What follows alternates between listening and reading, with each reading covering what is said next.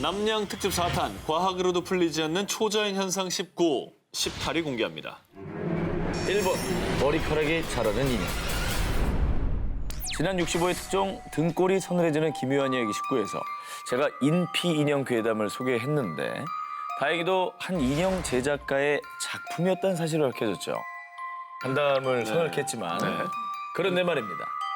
일본 홋카이도 이와미자와에 있는 사찰 만넨지.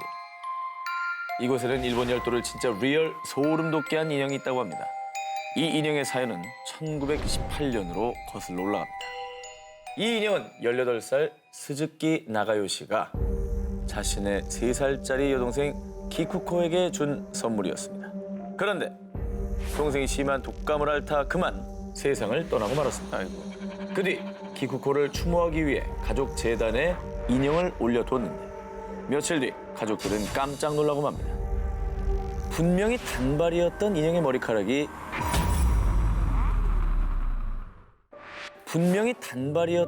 머리카락이 자라있던 겁니다. 머리가 많이 자랐는데요? 저건 너무 많이 자랐는데? 이때부터 가족들은 이 인형에 딸 기쿠코의 영혼이 깃들어 있다고 믿기 시작했는데요. 그러나 1938년경 온 가족이 당시 일본군이 점령했던 러시아 사할린으로 이사를 가야 하자 딸의 영혼이 깃든 인형이 편히 쉴 수 있도록 인근의 만넨지절에 맡겼다고 합니다. 머리카락이 자라는 인형에 대한 이야기는 삽시간에 일본 전역으로 퍼져나갔고요. 많은 이들이 이 미스터리한 인형을 보기 위해 만넨지를 찾았습니다. 그런데 이때 기쿠코 인형의 이야기는 신도를 모으기 위해 절에서 지어낸 얘기입니다. 한 광부가 절에 맡긴 인형의 머리카락이 자랐다는 전설을 각색해 신도들을 모으기 위한 거짓이라고 주장한 거죠. 아니 충분히 저렇게 주장할 만한데 근데 머리카락이 진짜 자라고 있다면서요? 한 기자님 말씀처럼요. 사람들도 그런데 그 머리카락은 뭘로 증명할 거냐라고 반문을 하기 시작을 했습니다. 결국 학계에서 진위를 파악하기 위해 인형의 머리카락 성분을 분석을 했습니다. 그런데 인형의 머리카락에서 사람이나 동물의 털을 구성하는 비늘층이 발견됐습니다. 머리카락이 인형 머리에 있는 접착제를 영양소로 흡수해 계속 자랐다는 주장이 저렇게 등장합니다. 하지만 이 주장 역시 모근 없이는 모발이 자라는 것이 불가능하다는 또 다른 주장에 의해 다시 방향을 잃고 맙니다. 야, 정말 의문이다. 이 머리카락이 자라는 인형을 두고 사람들의 공방과 억측이 거세지자 만넨지 사찰 측에서는 영험한 인형을 왜곡하지 마시오 라며 결국 인형을 사찰 내에 봉인했다고 합니다.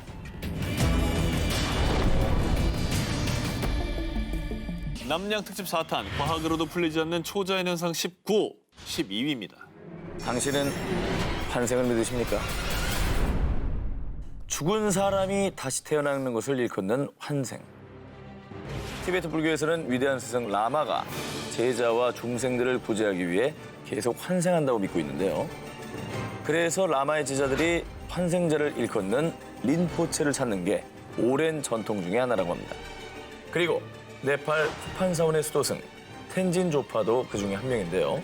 2001년 10월 그는 자신이 모시던 스승 게셰 라마 콘촉이 세상을 떠나자 스승의 환생자를 찾기 위해 그 고된 여행길에 오릅니다. 그렇게 1년 또 2년이 지나 4년째가 되던 2005년 찾았습니다. 드디어 제가 스승님을 찾았습니다. 그가 스승이 생전에 수행했던 초액항 마을에서 스승의 환생자를 찾은 것입니다. 그가 찾은 이는 3살 꼬마 텐진 응오드로. 근데 저 꼬마한테 그럼 네. 스승님 이러고 머리를 조아릴 거예요? 텐진 조파가 한 채 의심도 없이 이 꼬마를 스승의 환생자로 믿은 이유. 스승이 세상을 떠나기 전에 알려준 환생자 아버지 이름의 첫 글자와 소년의 아버지 이름 첫 자가 일치하는 것은 물론이고요. 이 마을에는 과거 스승이 직접 심은 나무가 있었는데 텐진 응오드룹이 매일 아침 이 나무에 정성스레 물을 줬다고 합니다. 첫 글자 같은 거는 사실은 이름에 쓰는 글자들이 또 뭐 석도 있고 뭐 현도 있고 뭐 진 이런 거 많잖아요. 그런 어떤 우연들이 좀 겹쳐서 이런 게 좀 발생한 게 아니었을까요? 그래서 이 꼬마가 정말 스승의 환생자인지 확인하기 위한 테스트를 진행해봤습니다. 그래, 테스트 해보자. 네가 그러면 전생에 쓰던 걸 골라봐 물어봤습니다. 그런데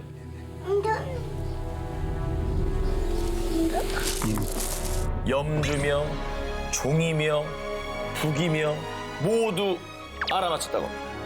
결국 이 테스트를 모두 통과한 텐진 부모들은 달라이라마에게 환생자로 공인을 받게 됐습니다. 그리고 이후에 사원에서 교육을 받으며 생활하게 됐다고 합니다. 전생을 기억하는 소년들, 그리고 환생. 과연 정말로 환생은 이 현세에 존재하는 걸까요? 딸을 2번 죽인 비정한 엄마. 2017년 8월 인도 카르나타카주의 주도 벵갈루루. 평화로운 일요일 오후 한 아이의 울음소리가 온 마을에 퍼졌습니다. 주민들은 무슨 일인가 하고 급히 밖으로 나왔는데요. 이게 웬일입니까? 어린아이가 건물 난간에서 떨어진 듯 피투성이가 된 채 울고 있던 건데요. 자, 그런데 곧바로 아이 엄마로 보이는 사람이 나타났고요. 그리고는 아이를 데리고 사라졌습니다. 뭐야? 그런데 말입니다. 그 여성이 아이를 데리고 간 곳은 집이 아닌 아파트 옥상. 뭐라고? 뭐? 왜요? 아니 다친 애를 왜 옥상에 내려가는 거죠?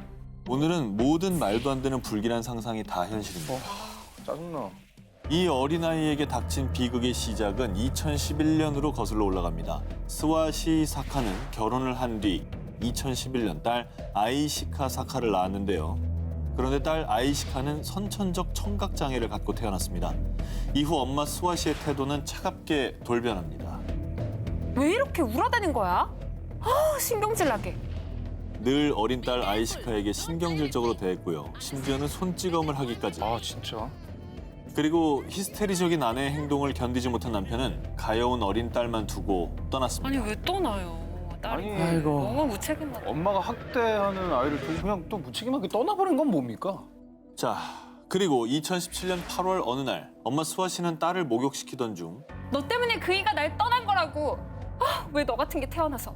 결국 분노를 참지 못했고요. 발가벗은 어린 딸을 끌고 4층 아파트 베란다로 가 무참히 던져버린 겁니다. 어휴. 싫어요 이게? 어떡해? 이게 실합니다.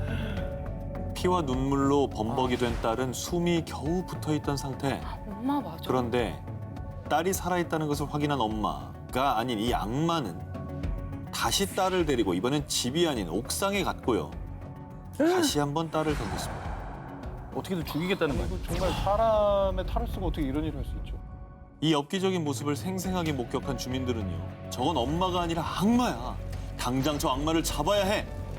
그리고 엄마 수아 씨가 도망치지 못하도록 마을 전봇대에 그녀를 묶어뒀고요. 다른 주민들은 집에서 담요를 갖고 나와 7살 난 딸 아이시카의 시신을 덮어줬습니다.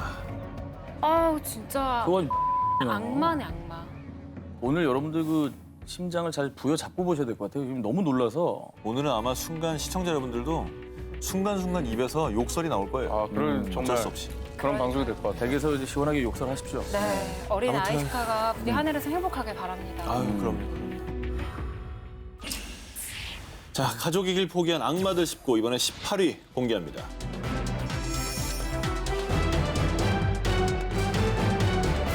(2019년 1월) 러시아의 벨고로트주. 새해를 맞이하며 모두가 들떠있던 그때 안타깝게도 8개월 된 갓난아기 자칼은 비극적인 죽음을 맞이했는데요. 얼굴도 왜 그래요? 상처도 있는 것 같은데. 그러게. 대체 이 갓난아이를 죽음에 이르게 한 것은?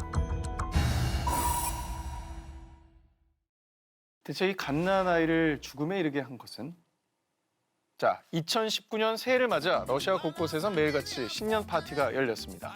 그리고 평소에도 파티광이었던 자칼의 엄마 나데즈다 역시 하루가 멀다 하고 여러 파티 출석 도장을 찍었는데요. 파티에 가야 하는데 얘는 왜 이렇게 칭얼대는 거야? 정말 짜증나게. 아니 엄마가 파티 간다고 애 운다고 짜증을 내요? 8개월 된 애가 짜증 내지 그러면. 당시 8개월 된 아들 자칼은 또 심한 독감을 앓고 있었습니다. 아프니까 칭얼댔지. 아픈데 파티를 가냐? 하지만 엄마 나데즈다는 파티가 우선이었죠.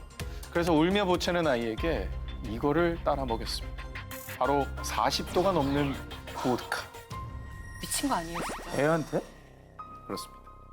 그런데 정말 더 충격적인 일은 엄마 나데즈다는 평상시에도 아이가 울거나 보채면 보드카를 먹여서 재워왔다고 합니다. 말이 안 돼.